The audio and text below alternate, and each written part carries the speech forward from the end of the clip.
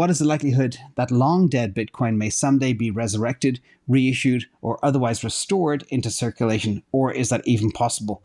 Great question. And we've spoken about this before. And yes, it is technically possible. So first of all, Satoshi's 1 million Bitcoin is the most famous example of a dead wallet. There is also an estimated 4 million lost Bitcoin by our research that are either unreachable, keys are lost, stuck on hard drives that are buried in landfills, you name it. And I know for a fact people are losing their keys every single day. So everybody tighten up your operational security as quickly as possible. This is serious stuff. People can be very careless. Buying crypto is easy. Self-custody is hard. Remember that.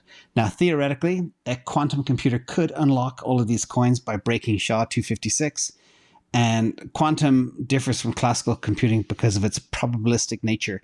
And the key here is the difference between quantum and regular computing is it can run in two states, a state of 0 or a state of 1.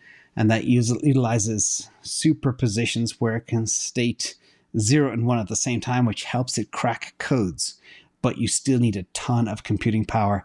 You can see, I can't remember the qubits. I think I covered that in the next slide. Quantum is still extremely far away to crack this. You need about 10 million physical qubits to break Bitcoin. And with all the advances in quantum today, the best computer in the world runs at about 50 qubits, not 10 million, 50. Google has one, I think, about 72 qubits. D-Wave has one at about 2,000 qubits. So we're still a long way from that. Now, the other thing as well, the updates to the blockchain itself can help prevent this down the line. For example, the Shore signatures is one of the steps in that direction.